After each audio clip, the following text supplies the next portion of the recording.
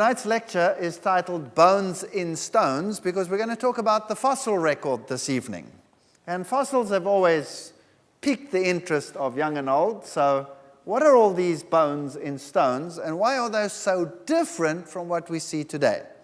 You see, science would like us to believe that everything happened millions and millions of years ago and that these creatures roamed the earth at some stage in the history and represented a totally different life form to what we have today.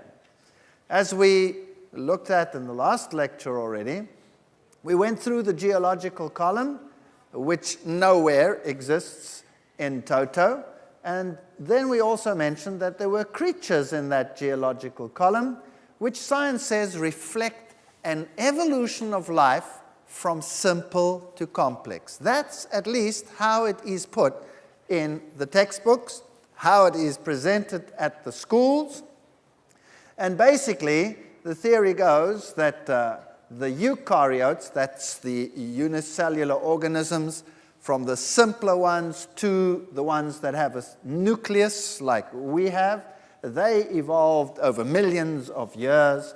And then from some 600 million years ago, suddenly we have this tremendous record of life on Earth, starting with all these creatures through time until we get to the hominids in the later periods of this development.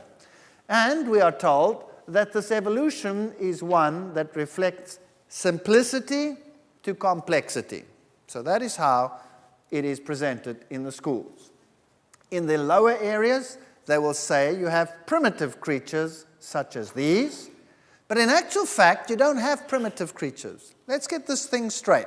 There is no such thing as a simple organism. Every organism on this planet is highly, highly complex. And what we have here is marine animals, marine sessile animals, largely in the base of the column, so creatures that crawl around on the bottom. When we go a little bit higher in the column, we have things which move and swim, but there is nothing simple about these organisms. They have highly, highly complex biochemical systems, anatomical systems. All is there. Everything has been developed. As we go higher into the Silurian, you have some more creepy crawlies and some materials. Then we come to the Devonian, which is known as the age of the fishes. So we have many, many fish in the Devonian, and the record is just covered in fish. Some very interesting fish fossils. We'll have a look at those in a moment. Then we go higher, we come to plant material. And it's interesting that the plant material that we have represented in the Mississippian Pennsylvanian excludes many of the flowering plants, or the modern ones. So it is assumed that these came first and the others came later. Although there are some very interesting anomalies which we will deal with later. So that's more or less what science says it looked like. It was an age of ferns and cycads and interesting organisms like that. Then come the age of the larger creatures. First you went through the amphibian phase, then you come to the age of the reptiles, the Triassic, the Jurassic, the Cretaceous. Suddenly we have this blanket destruction of everything. And then comes the age of the mammals and the birds. And we are told that this is a record of how life evolved. But there's more than one way to get a record. For example, if I have a pond in my back garden and a bulldozer comes along with a pile of mud and covers my pond from the side in some catastrophe, and at the bottom of the pond there were some plants and creepy crawlies, and then some snails on the mud at the bottom, and some goldfish swimming in my pond, and a duck on top. And if all of these were buried, they would be buried in that sequence. So if I dug them up one day, and I found the worms in the mud at the bottom, and the snails a little bit higher up, and the fish, my goldfish, preserved in mud a little bit higher, and a duck still higher, would I then conclude that the worms gave rise to the snails, to the fish, to the duck? Not necessarily, right? Mammals and birds tend to float. So there are other ways of explaining this structure that we find in the fossil record. And we don't have to go into great details. We'll see what the general picture actually is all about. So now fossils that we find determine the age as well. For example, this is the principle of fossil correlation. If I find this particular fossil in one layer at a particular place, and I find the same fossil in another area also in a layer, then I conclude that the two layers are of the same age. So how is the age of the layer determined? By the fossil that is in the layer. So this layer gets its age from the fossil, and this fossil gets its age from what? From the layer. That's circular reasoning. So it's as old as the layer because the fossil is as old as the layer, and the layer is as old as the fossil because the fossil is as old as the layer. Get it? But there's no age, so whatever age you want to put at it, well, that's fine, whatever you want. Now, even the old textbooks say, if covered by moist sediment, weathering is prevented, and for these reasons, quick burial is perhaps the most important condition favoring fossilization. Things have to be buried quickly in order not to rot away and disappear. And then also, waterborne sediments are so much more widely distributed than all other agents of burial that they include the great majority of fossils. So everything seems to be buried in water, and everything had to be buried rapidly. What buries a whale or a dinosaur rapidly, except some major catastrophe? And everything seems to be buried in water sediments, but there was no water catastrophe, no flood. Does that make sense? It doesn't really make sense. So if you have modern textbooks, you'll see pictures like this. Dinosaurs, and then there is an eruption of some volcano. These are Allosaurus and Stegosaurus walking around. They get buried, and then after a while there's some erosion that takes place, and they are exposed, and then you can find them and study them. And then this is how it happened. But this is not what we really see. What we really see is organisms washed into position by water. Now, how long does it take for something to fossilize? We've already looked at that. It doesn't take very long. Remember those teddy bears that fossilize in water that is high in the minerals that are needed for the purpose? Here is a hat. This is a miner's hat, and it's in a museum in Australia. It comes out of a mine that was vacated some 30 years ago, and it's solid stone. So it turned into solid stone in a very short period of time. All right, let's have a look at this fossil record. Here are some fish fossils, and you can see here are pretty intact fish over here, and there are sometimes huge areas covered in fish. In Africa, South Africa, we have an area which we call the Eka. It's one of these Devonian periods, and there are just hordes of these fish. What is also interesting is that many of the fish that we find are intact, but many seem to be headless. When I was a student going around looking at all these paleontological finds, I thought to myself, wow, it looks like these fish lived in the French Revolution, because most of them lost their heads. But what is interesting about fish is when a fish lies in water and is dead and is rotting, the first thing that happens is the ligament attaching the head rots away and the head drops off. Eventually it puffs up and all the scales fall off, and then it deteriorates. And in a very short period of time, that fish is gone. So we don't have fossilization of these creatures today. They just disappear and dissipate, and the bacteria and the scavengers and what have you, they come and that thing is gone. Gone. But here something happened, and many of them are perfect. That means they must have been buried instantaneously. Some of them, or lots of them, don't have heads. That means they floated in the water for a few days, not a long time, and then were buried. We find fish like these with heavy bony scales, and when we see those, that's primitive. You know, that's a pretty advanced feature. heavy bony scales.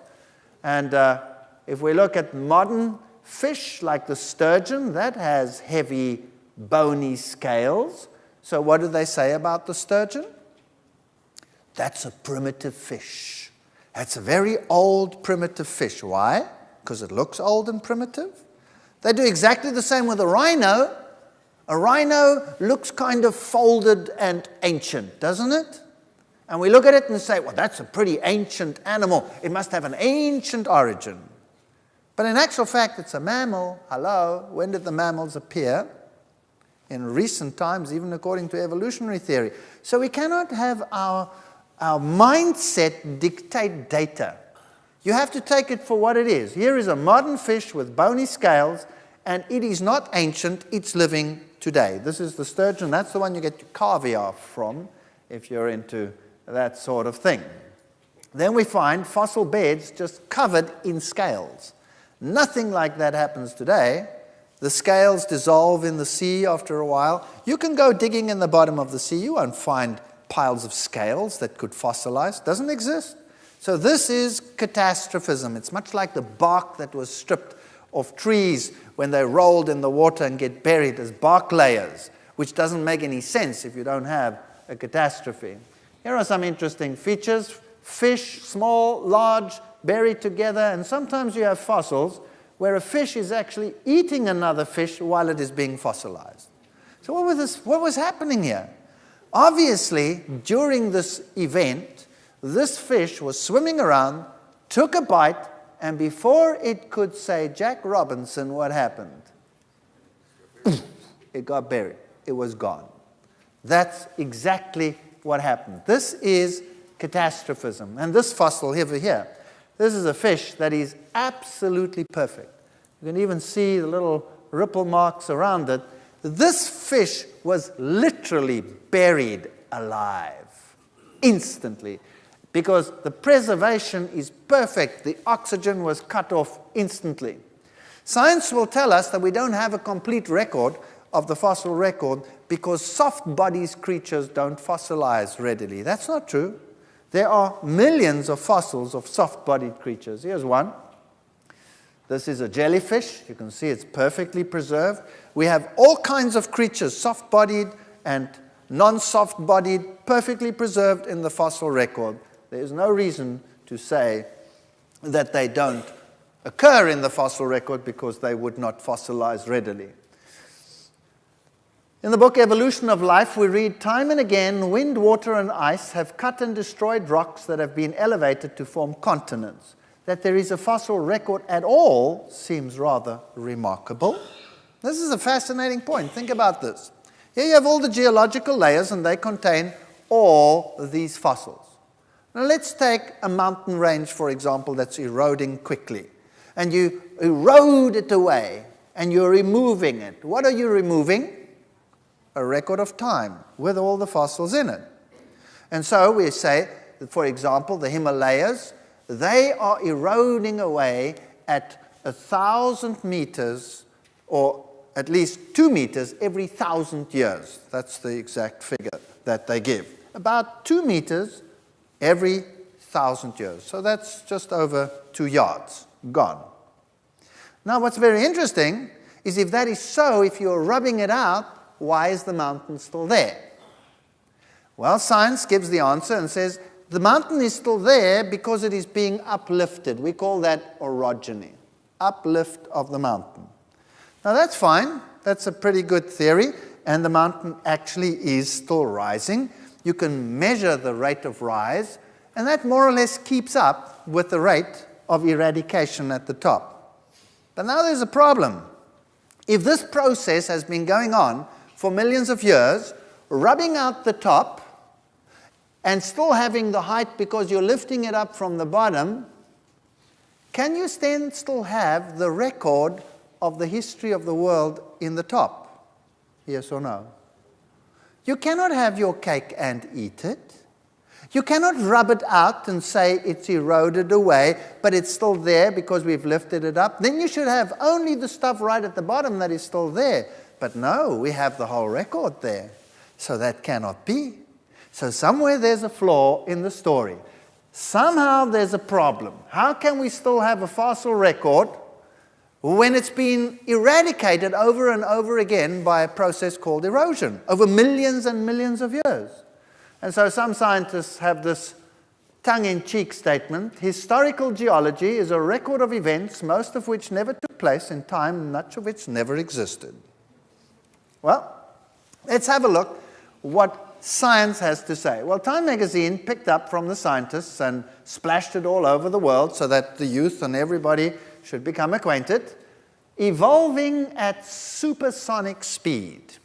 You see, when I was a graduate student at the university, I was taught Darwinism. Darwinism has a logic about it, but Darwinism requires what we call gradualism.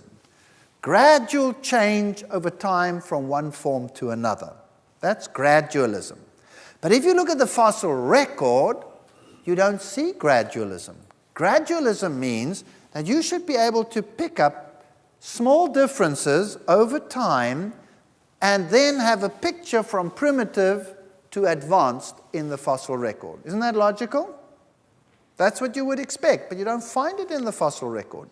Indeed, what you find is that the creatures are there. So now you have a problem.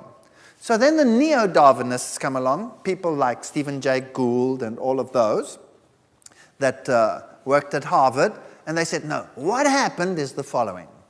We had long periods of stability and then rapid change. And that's why we don't see any of these links between them. So evolving at supersonic speed. How quickly did things evolve? When life exploded.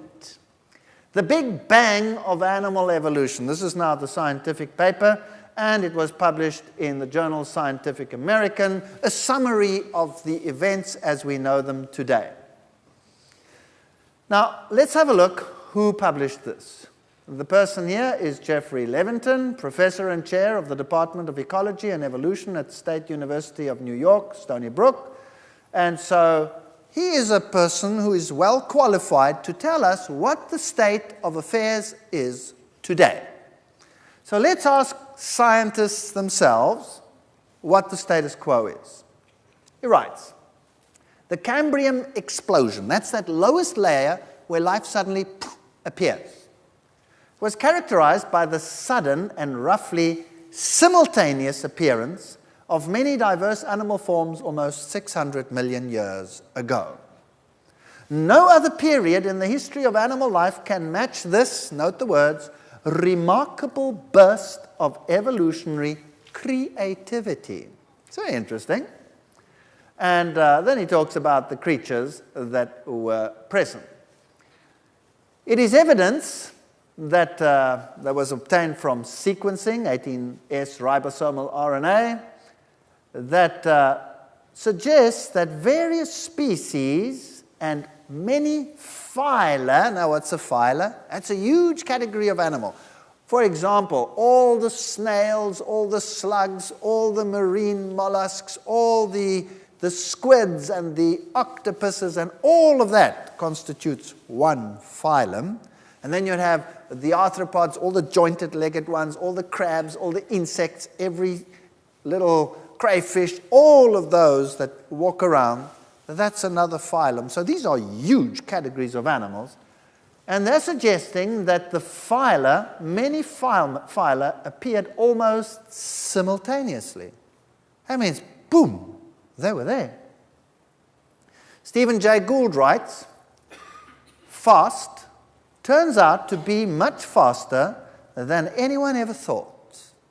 This is an article in the journal Nature, in the paleontology section. That's the best journal, so the world believes, in the world. The article of it, not above it, says, older textbooks proclaim that our phylum, now let me put this into perspective.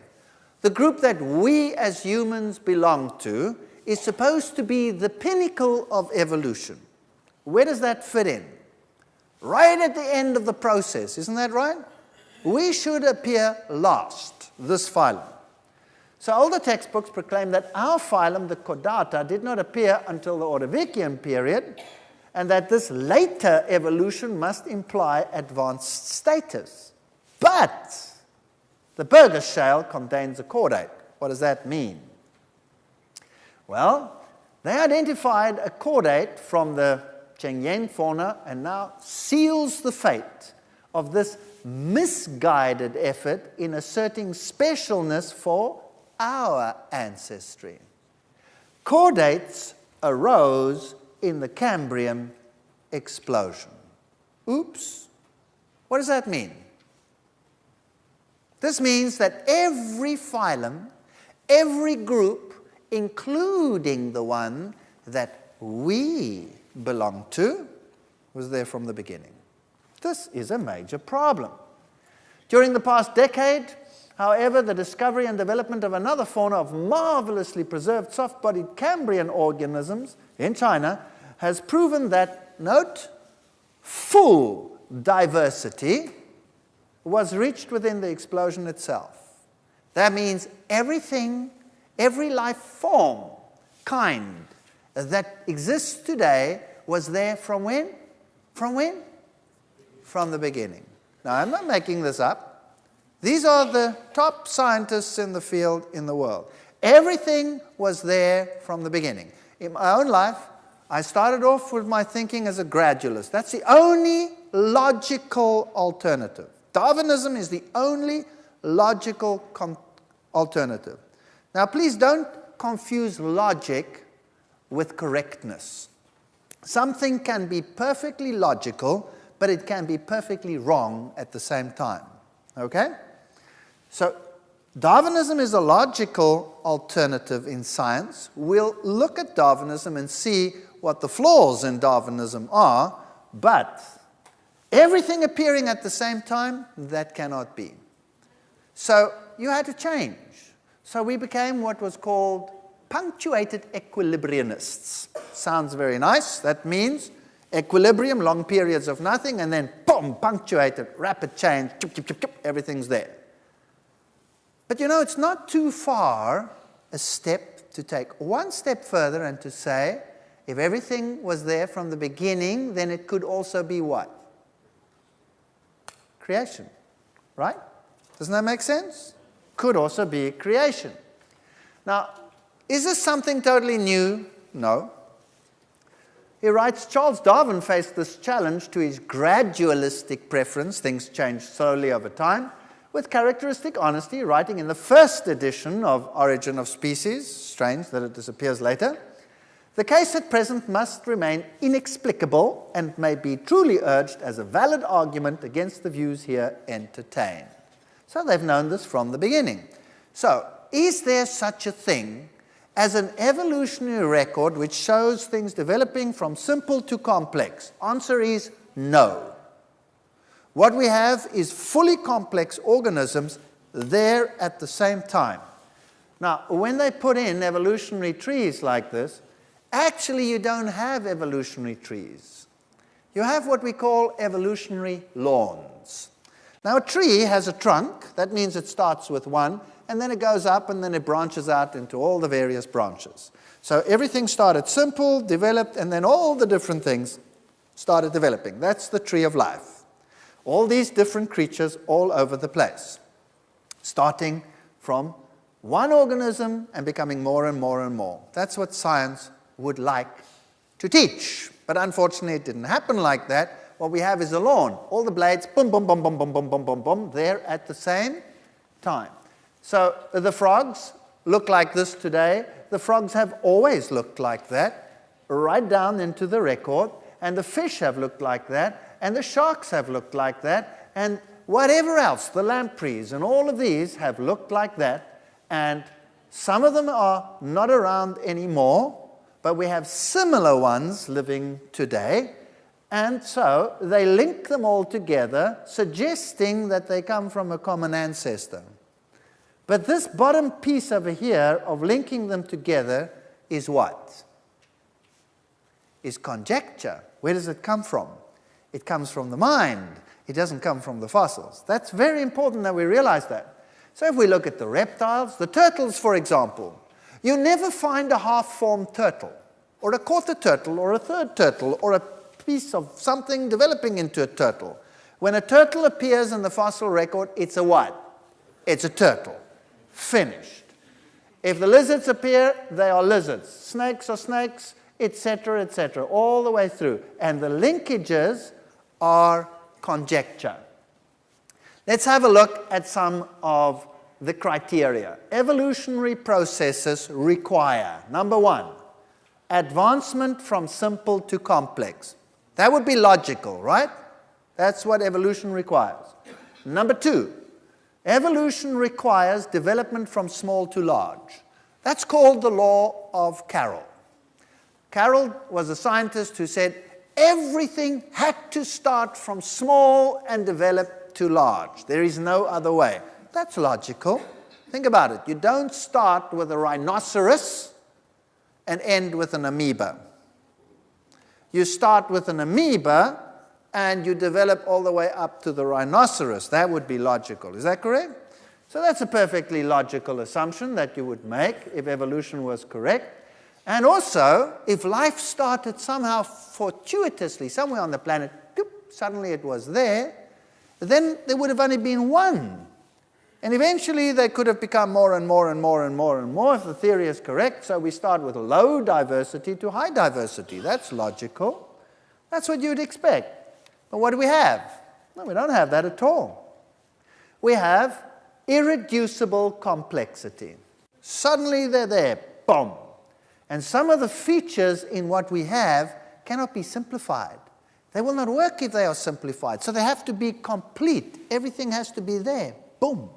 Some of the organelles and structures in living organisms are so complicated and need so many building blocks and parts that if they're not complete, they wouldn't work. So, boom, everything has to be there at the same time.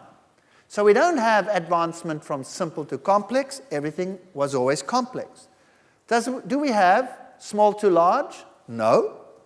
If we go into the past history, everything was bigger and larger and more magnificent than it is today. Today we have but a fraction of what used to exist in terms of size and in terms of diversity. We have reverse diversity. We would expect low to high, but we find far more creatures in the past than exist today. In fact, we only have a fraction left of what used to live. So we find exactly the opposite to what is to be expected. Well, that's a problem. S. Gould, in his article, Return to Hopeful Monsters in Natural History, now these are the top scientists. Stephen Jay Gould is dead now, but still, his work lives. The family trees that adorn our textbooks are based on inference. They come out of the mind, however reasonable, not the evidence of the fossils. So Darwin's theory of this is what we would expect is logical if it were true. But we don't find that. We find exactly the opposite. And the family trees are based on inference. So when you go into the fossil record and you look at the evolution of the horse, this is how it's depicted. So you go from this tiny little creature, which used to be called Eohippus, or it used to be called Hyracotherium, and then they changed it to Eohippus, develops all the way through to the modern horse. And this strange little one down here, Hyracotherium, is depicted like that, but its name was Hyracotherium because it looked like a hyrax, a rock hyrax. In fact, it was nothing other than a type of rock hyrax. Then if we go to the other creatures all the way up, and to the horses, they arrange the horses from small to large. That's logical, but is it necessarily right? If I gave you a pile of dog skulls, imagine this now in your mind. I gave you a pile of dog skulls, every conceivable dog type on the world, and I said, there it is, and you've never seen dogs before, and I say, design for me an evolutionary tree. What would you do? What would you do? You would arrange them from what? From small to large. So the Chihuahua would be right at the bottom. Yep, yep, yep. There he is. And then how would you develop your tree? What would you do? Well, you would put all the creatures that had sort of flat stocky bills, flat faces, you'd put them on the one branch, isn't that right? So you would have your bulldog and your pug and all of those on the one side and the boxer arranged on the one side. And in the middle, you'd have the sort of in-between sturdy ones. And on the right, what would you have? Something like the lean, sort of slim, long machines, the whippets and the Afghans with their long snoots. And you'd have a beautiful tree. And it would be perfectly logical. Would it be right? No, it would be absolutely wrong. Why? Because they didn't come out of the Chihuahua in the first place. In fact, they came out of the wolf breeds, and the evolution is non-existent. This is the variety that is found within the gene pool, from the smallest to the largest. So it's not something that you would think reflects evolution at all. It comes out of the mind. So the same over here. These creatures, were they buried in the fossil record in this sequence from small to large, yes or no? The answer is no. They were all there at the same time. They were contemporary. And you're giving a pile of bones to a scientist, and he, in the laboratory where he sits, designs the tree. It's based on inference, however reasonable, not the evidence of the fossils. That's the fact of the matter. So, today, do we have tiny horses? Yes. That's the smallest horse. Look how small it is relative to that hand. And that's the largest horse. That's the variation in the horse breed today. This has nothing to do with evolution. Nothing to do with evolution. Is that an ancient horse and this a modern horse? No, they both live at the same time. You have the entire range over there. These horses are magnificent creatures, but they are totally different to other horses. These are the very special breed of horses that you find on Iceland alone. They have got features which are totally different from modern horses, but we know that these horses are derived from normal horses that the Vikings took to Iceland 1,200 years ago. So these changes that we see have to be accounted for, but this is nothing other than a normal horse. So now let's go to the dinosaurs and all these interesting creatures. Well, here was an article in Time magazine about dinosaurs. Surprise, just about everything you believe is wrong. Well, that's nothing new. What did they look like? What were they? Did they give rise to birds, as is being told in the world today? Here's a sort of artist's impression of the Mesozoic period with all these creatures running around. Did they die in hot water? How did they die? Why did they only exist here in the Triassic, Jurassic, and Cretaceous? Why are they gone now? This is a typical tree of the dinosaur evolution, starting with the amphibians, and then how they all evolved, and there are all the modern ones sitting on top of the tree. Is this true, or is this conjecture? What is it?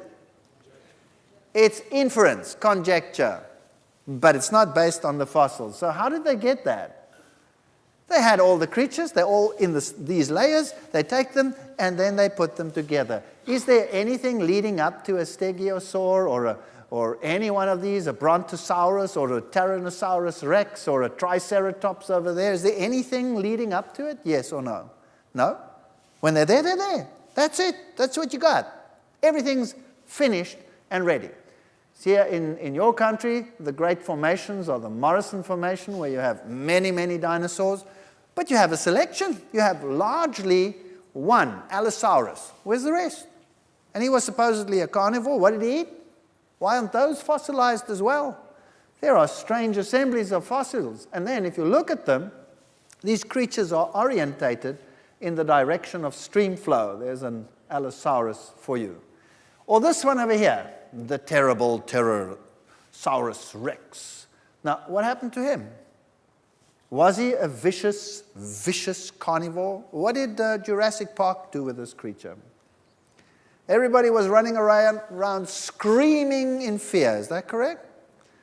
Because this vicious carnivore was going to destroy everything in its path. Why is it a vicious carnivore? Because of its teeth, right? Now, if you look at this creature, then you have to remember a few things. This was a giant animal walking on two legs with tiny little hands in the front. If it had to catch something, with what would it have to catch it? With its front little paws, and it would have to bend down and try and catch it with its mouth while this creature was trying to run away. Now, there's a law in science which determines what can be a carnivore and what cannot be a carnivore. You see, an elephant would make a very poor carnivore. Why? Because it is too huge. It is too bulky. It has too much momentum when it is running. Can you imagine an elephant trying to catch a gazelle? And the gazelle is going, the elephant's going, and the gazelle goes, and the elephant goes, for another 5 miles, makes a U-turn and tries to come back. Forget it. They will be useless as carnivores. So what do? They eat plants. I could still envision an elephant being a scavenger, maybe, but would he get enough to eat? It would be a catastrophic life if even a fox becomes as thin as a rake from trying to find enough food. Isn't that right? So large animals like these, just by sheer body mass, would be relatively useless carnivores. And then those teeth. Those teeth are in very shallow grooves. So they are good for crushing, like shredding machines, crushers. But holding on and ripping out, well, you could end up without teeth, you know. It would not be very effective. So were these creatures really what we make them out to be? Fresh T-Rex bones. This is in the journal Science. It was like looking at a slice of modern bone, but of course I couldn't believe it. I said to the lab technician, the bones, after all, are 65 million years old. How could blood cells survive that long? You see, we found bones with blood cells still in them intact. Could they be millions of years old, yes or no? These are questions which boggle the mind. Maybe these creatures didn't live so long ago, and maybe these creatures were not what science would have us believe them to be. If you go to a museum of natural history, any one of them, this is what you will see. Dinosaurs running around, and what are they all doing? They're all ripping each other apart. Isn't that right? They're all ripping each other apart, bleeding and blood gushing, one screeching and running while the other one is taking a bite out of the side. That's what you see out there. Here you see another one. These come from the British Museum of Natural History. This one being attacked, and you have much blood and gore and ripping.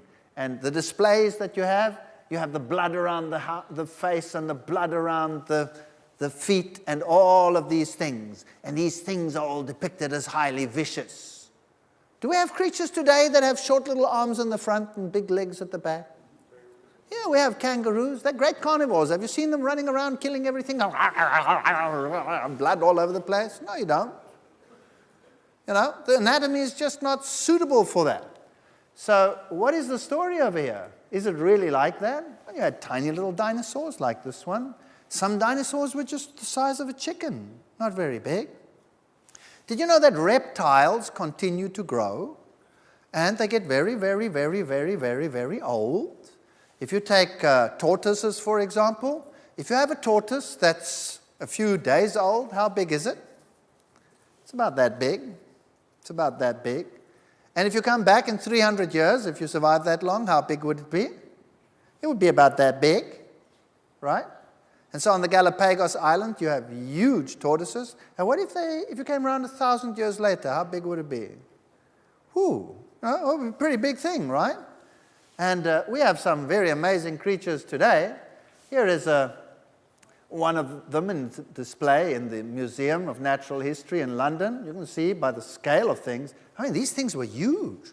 This creature was probably a swamp creature, walking in swamps and feeding off the swamps. And here is a Triceratops, obviously a plant feeder. Look at its mouth. It's exactly like any creature that would eat plants. Tortoises have mouths like that, so this was a plant creature. So it had these vicious horns on the top. Brr. Why? Well, you see, it had to protect itself against what? Against all these vicious carnivores. And it had this huge defense mechanism to do its job. That's what science is teaching our young people today. That's the image that we have with us. Hello? What's that? That's a chameleon. And it has 3 horns on the top. That's a modern triceratops. A small one. Some chameleons get pretty big, like this. Some are very small. We have all kinds of varieties. And these horns over here are to protect it against all the vicious carnivores all around. True or false? Very false. What are those horns for? Those horns are there to look sexy. Exactly. When a female looks at those horns, her knees just begin to wobble. And that's what happens. Now, this is a very common thing in nature. If you take reindeer, for example, what do reindeer look like in the breeding season? What does the male look like? He has these huge antlers. He is so impressive, right? And the bigger they are, the cockier he is, right? And then the breeding season comes and the males, they test their horns, and the females watch and are very impressed. And the guy with the biggest antlers, you know, like the youth today with the best hairstyles, they get the ladies. That's the way it works. Everything works like that. What happens after the breeding season to a reindeer's antlers? They fall off. Now, what if they were really there to keep all the vicious carnivores away? He would be in big trouble for most of the year, right? Nothing to protect himself. This is a mindset that is being placed in the minds of men that does not have a basis in reality. And these creatures were probably no different to the lizards and the creatures that we have today, just bigger. Everything was bigger. We find dinosaur eggs, yes, and then we have museum depicting them in their little nests, breeding out, pretending that everything is very normal, and we can find the eggs, yes. But how do we find these eggs in the fossil record? They are all washed into great washes. They have all been buried in catastrophic flood deposits. There is no such thing out there as a natural setting that would pretend to be anything like it is today. Dinosaur footprints all over the place. If you look at the way in which the impression was made, then it appears that in the past the animals all walked uphill, because most of the footprints seem to go upgrade. You can't look at the topography today. You have to look at what it was like, because there could have been uplift and downlift. So when these animals made the impressions, they were making impressions in mud, and they all appear to be running uphill. Why would animals always run uphill? What makes animals go uphill? Maybe rising floodwaters? Is that a possibility? So there are over 100 published theories about the extinction of the dinosaurs, ranging from the fascinating to the absurd. Do any of them explain the death of the dinosaurs? What are the facts? Why so many theories to explain something that is perfectly obvious? All of them that we find are buried in huge floodplains, washed into position, even orientated by floodwaters. Any eggs that there are washed into position, but none of them died in a flood. Does that make any sense? Doesn't make any sense to me. Then we come to the birds. But the birds, that's a topic on its own. So we'll leave that for the next session.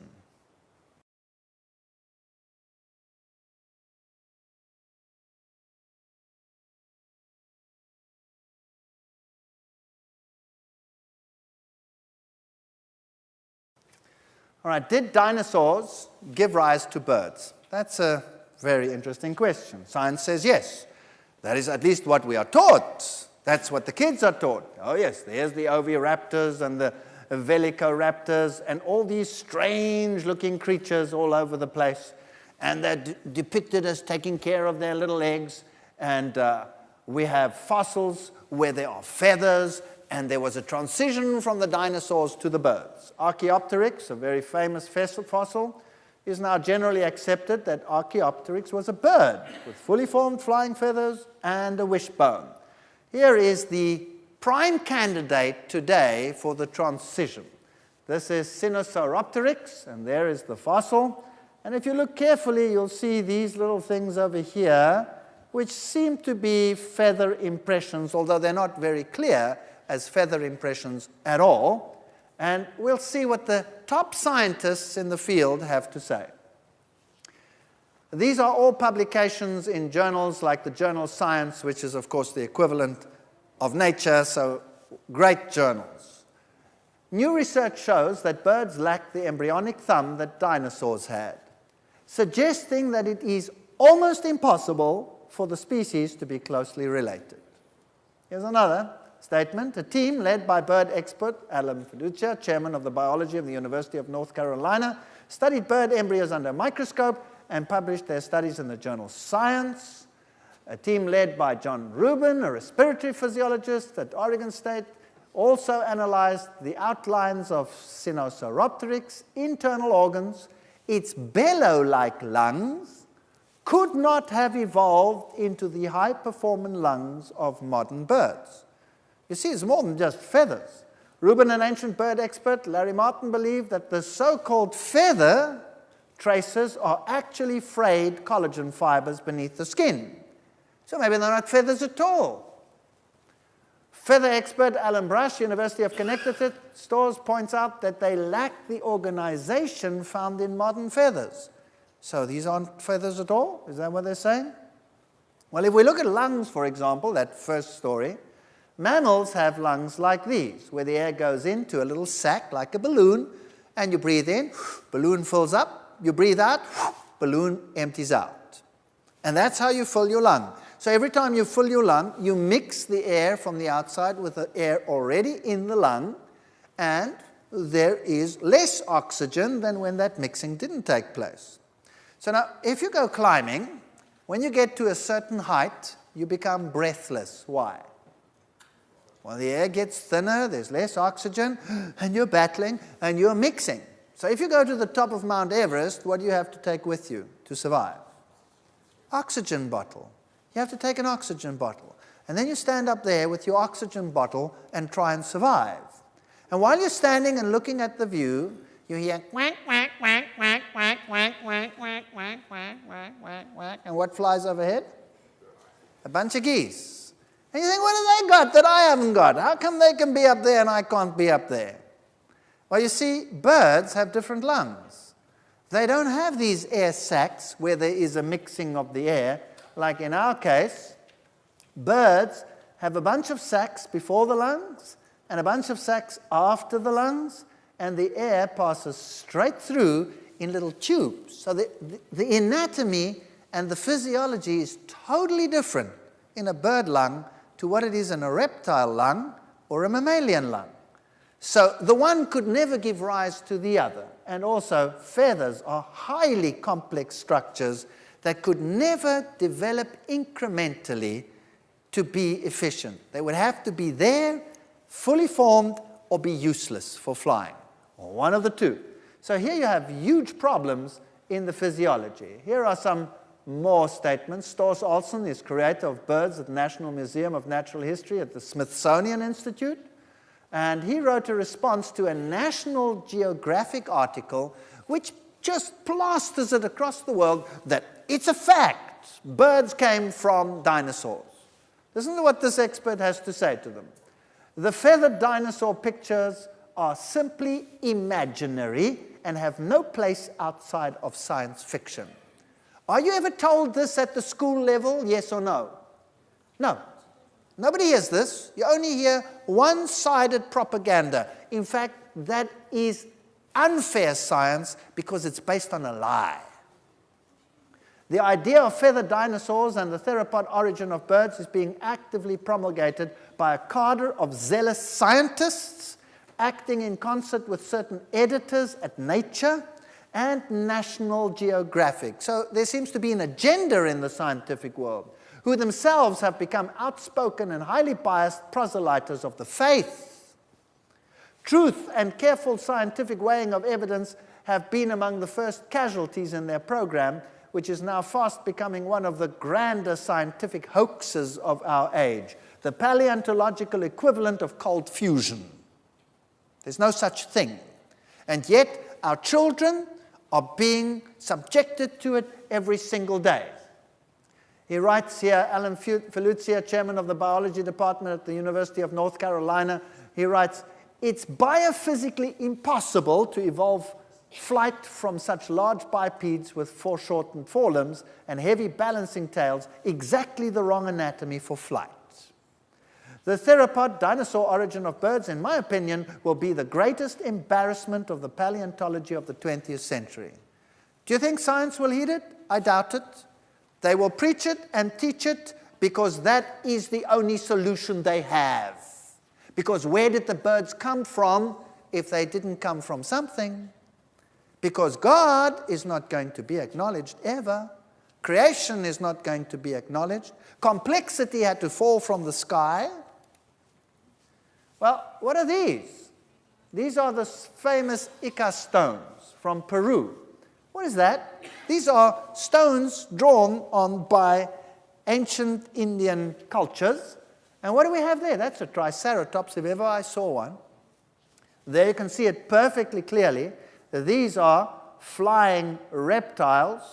These are pterodactyls. There's no doubt about that. And they have a person flying on them. Very interesting. And they have all these creatures on the Ica stones. Is it possible that man and these creatures lived contemporaneously? Where do all the legends come from dragons and fighting this? Do you know that ancient writers who are not even writing about science, but poets or just historians writing quite generally, just in passing mention that these creatures, which they call dragons, live in Africa or in the jungles here, there, and everywhere. There are many, many, many occasions where there are records of such sightings. And then you have these strange things over here. I don't believe that the lizards in the past were any different to the lizards that we have today. If you take this modern lizard that lives today, the basilisk, that sprint across jungle streams, and you look at this creature, doesn't he look like something from science fiction? Isn't he cute? I think he's absolutely delightful. But imagine a paleontologist got hold of this fossil. What would he do with it? It would be the most vicious-looking creature under the sun. When actually, it's a cute little thing that sits there and is there for the amusement of the eye. George Gaylord Simpson, one of the doyens of evolution, says, "It has been suggested that all animals are now specialized and that the generalized forms on which major evolutionary development depend are absent. In fact, all animals have always been more or less specialized, and a really generalized living form is merely a myth or an abstraction." What does that mean in simple language? He says there's no such thing as a simple animal that became complicated. It's a myth. When we look at the fossil record, everything is complicated.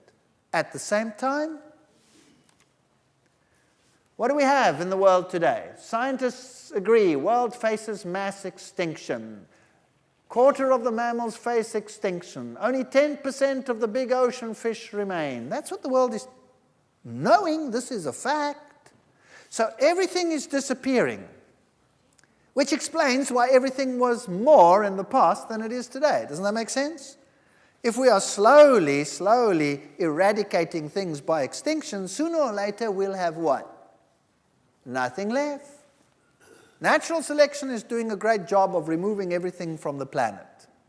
So if we look into the past, it was a far greater world than we have today. And science is distorting the picture. It's not what it seems to them. These creatures were just around. So young folks, if the world were ever restored to what it was, what a delight it would be. How many creatures there would be. If you look at the fossil record, we had strange creatures in the past that don't live today. But what is an ammonite? An ammonite is a highly, highly complex squid-like creature. that lived in a shell and swam through the sea just like modern squids without their shells. So there you have these creatures. They're complex. There's nothing simple about them. These are the trilobites, depicted as ancient and the first organisms to evolve, which is rubbish because we saw that everything was there at the same time. And what are they? They're arthropods, highly complex. They don't live today, but there's nothing simple about them at all. They tunneled. They had all the equipment that they needed. This is Nautilus, ancient so-called living fossils. That's the living form. That's the fossil. They were identical. Nothing has changed. If we look at the marine organisms and you look at the echinoderms like the sea stars and the brittle stars and all of these creatures, there's the fossil, there's the living forms. Nothing has changed. Nothing. When they appear, they're like that, and today they are like that. These are some of the fossil forms that we can see. Everything is identical to what it is today. Nothing has changed. So where is the story of simple to complex? It doesn't exist. It's either there or it's not there. Look at these, crinoids. These are sea lilies, highly complex, exactly in the past as they are today. Here are shells in the fossil record, living shells.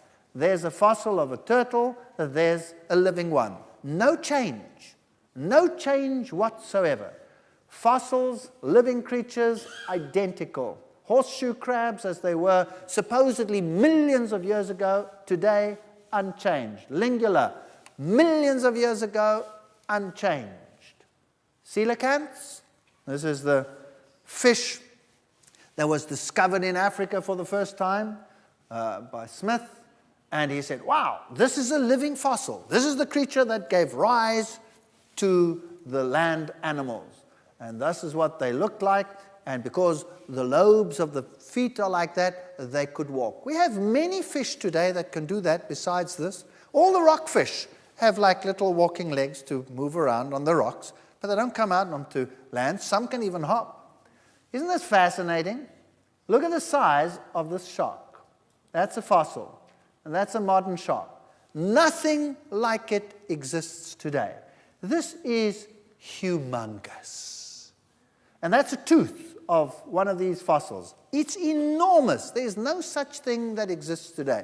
The frightening great white is fiddlesticks compared to that guy. Really, fiddlesticks. And here is Tuatara. That's the famous Sphenodon from New Zealand.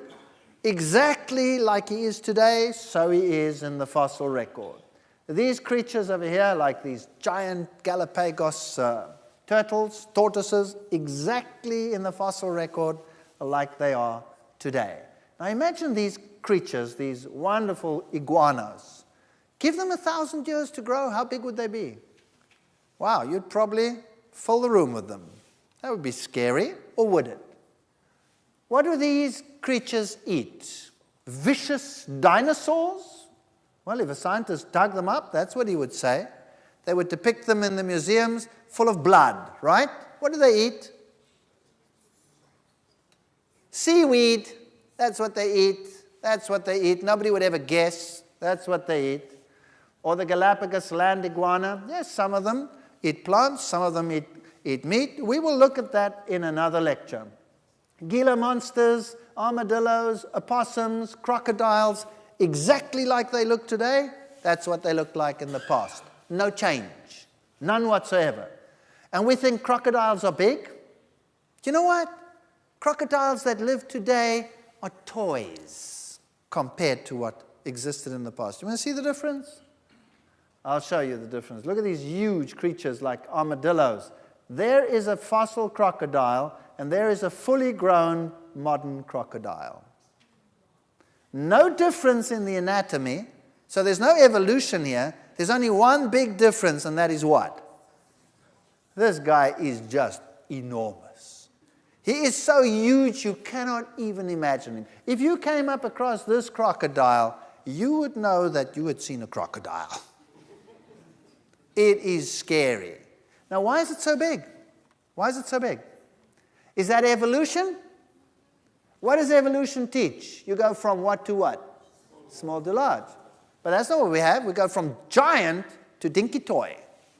I'm aging myself by using dinky toy. They don't exist anymore. Lego toy. All right, there we go. So what has happened? Why is this creature so large? Maybe the circumstances in the past were ideal. There was so much food around, everything was perfect, temperatures were perfect, and they had a long time to grow without anybody wiping them off the face of the earth. And there they were, huge, huge. That's not evolution. We've got devolution. We've gone downhill. Let's have a look at the insect world. This insect is a fossil, and it has a straight wing. So science says, primitive, primitive. Why primitive? Because the wing, they say, is a modified scale. Big problem. Big problem. Because a scale and a wing doesn't develop from the same anatomical layers. Big problem. You cannot have the one developing out of the other. But besides that, they have to get the wing somewhere, so it's a modified scale.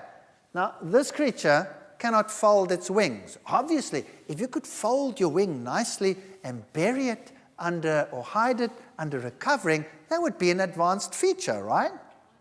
So this must be primitive. Here, just think of the mindset. So what is this? Straight out wing. Cannot fold it, bend it, bury it, hide it. Primitive or advanced? Primitive. Is it? No. They all occur at exactly the same time. So again, it just comes out of the mind of the scientist. Or this wasp, perfectly formed, but the wings are straight. Primitive? No. Why should it be? Or this one. There's the fossil, there's the modern one. If you look at this creature over here, you would say, well, that's primitive because it doesn't have a folded wing. Did you know that scientists use the dragonfly to develop the helicopter? And the helicopter cannot do a fraction of what this creature can do. This creature can go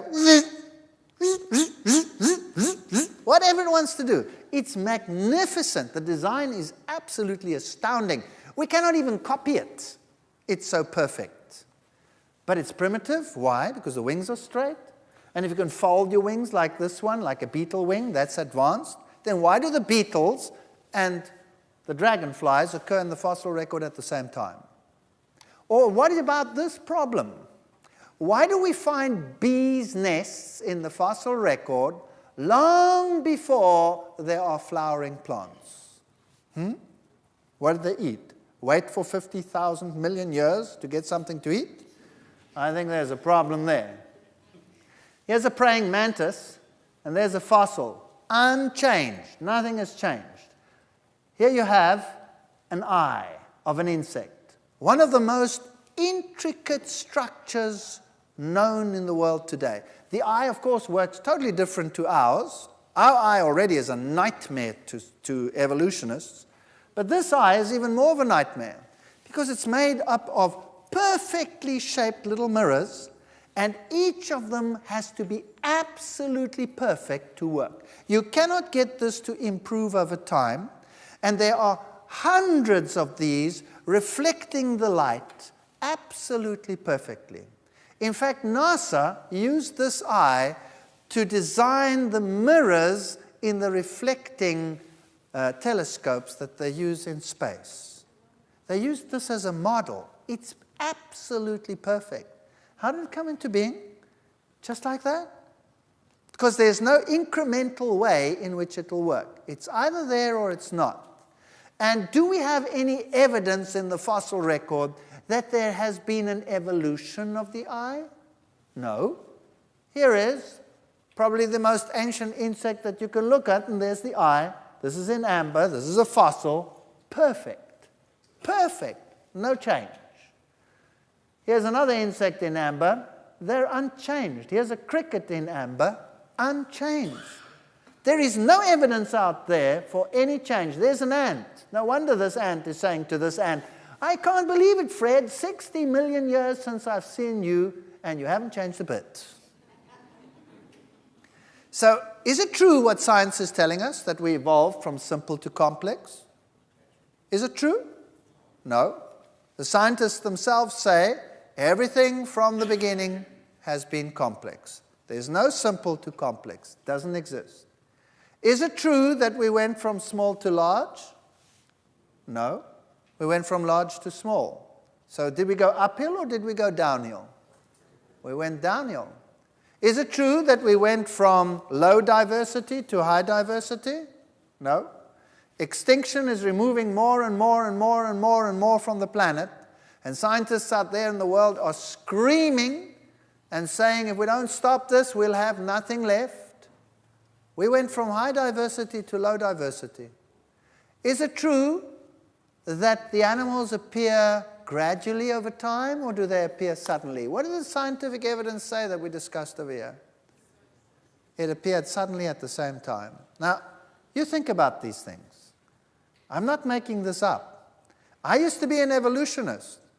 I used to believe in evolution. In fact, I hated God. I wanted nothing to do with God. And I had no option but to be an evolutionist because I left God out of the equation. I had no option. And so I wasn't being a hypocrite. I just was looking for a solution, and that was the only option available. Even as an evolutionist, I had to change from gradualism to equilibrianism, punctuated equilibrianism. Why? Because the fossil record didn't tell me what it should be telling me. It just didn't do it. It cannot do it, as you saw from the scientific quotes themselves. I had to change. So what's the big deal? If everything was there from the beginning, there's no difference between that and creation, except that you've left out what? God. That's it. That's the only thing they've left out. God. They're calling it sudden burst of evolutionary creativity, and they've just left out God out of the equation. That's it. So, is there a God or is there not a God? Well, you decide. This is the Welwitschia. Welwitschias are plants that just don't die. They just grow and grow and grow until they are very, very, very old. So we have giant Welwitschias in Namibia, in the deserts, and they tell us something about how long things have been around. If you go to the oldest trees in the world, the bristlecone pine is famous for it. The oldest ones around, how old? Well, the oldest Welwitschia around is between 4,000 and 5,000 years old. The oldest bristlecone pine, how old is that? Between 4,000 and 5,000 years. Some years ago they said, ooh, 6,000.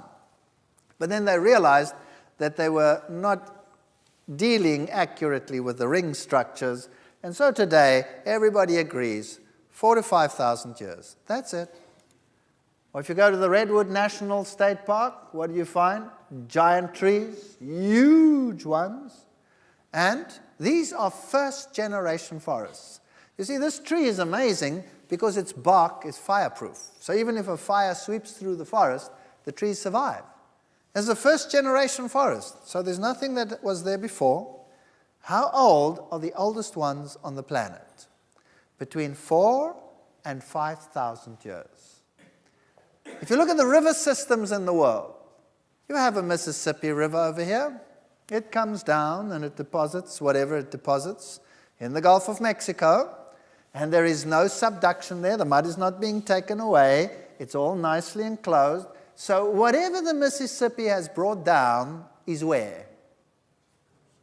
In the Gulf of Mexico. The same with the Nile. Whatever the Nile has brought down, where is it? In the Mediterranean. And so, if you look at the mouth of the Nile, you'll have a huge delta where all the silt that has come down over the eons has been deposited. Now, they know exactly how much these rivers actually bring down, because people build dams in rivers, and a dam will eventually fill up with silt, and then it's no longer a dam. It gets useless.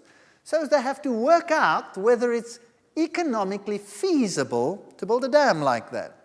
And the way they do that is they put nets and devices into the water to measure how much material comes down per year, and they do this over a number of years to determine how long would it take before the dam is useless. That makes sense, doesn't it? And so they did that with the Nile, And then it just takes a satellite picture, and you determine how much has this Nile brought down in its entire lifetime. And you know what? There is no river that's older than between 4,000 and 5,000 years. Doesn't exist. There is no plant that is older than between 4,000 and 5,000 years. And you will say to me, but whoa. We have archeological evidence. We have evidence from the nations, from China, that everything has been around for much longer than that. Yeah, when I was a kid, they taught that. When we did Egyptology, what did they say? Egypt was around for how many thousands of years BC? And then, as the evidence piled up, what has happened to those dates? What has happened to them? What has happened to the dates in China? What's happened to the dates in Egypt? What's happened to the dates in Mesopotamia? What happened to them? They got shorter and shorter and shorter and shorter. And now if somebody dares say 3000 BC, by the way, that's just 5,000 years, they will put a plus minus in front of it. Why? Because they know that in a couple of weeks' time, the time will come down. Why? You see, in the past, they used to put the kings all sequential. They'd say, that one reigned here, the next one there, next one there, next one there, next one there, next one there. And they had a long list of kings and a long time. Because they knew this king reigned for so many years, that one for so many years, a long time. And then one day they discovered, oops, yeah, it was father and son ruling at the same time. Or father and 3 sons ruling at the same time. And the time went new, and then the time went new. And so eventually, we're down to a very interesting scenario. Take the history of Europe. Man, if we've been around for millions of years, why can we only trace the history of Europe to a few decades, centuries, perhaps a millennia or 2 BC? Nothing there before. England, there was nothing on that island 2000 BC, nothing happening. So really, we're dealing with very interesting phenomena. And these trees, yes, they're huge. You can drive a car through them. But the bottom line is, everything appeared at the same time. Everything was fully formed. There is no evidence of change from one form to another. There is top-level scientific evidence that one form did not give rise to another, as they teach in our schools every single day. And I believe that these scientists are dealing with one basic problem.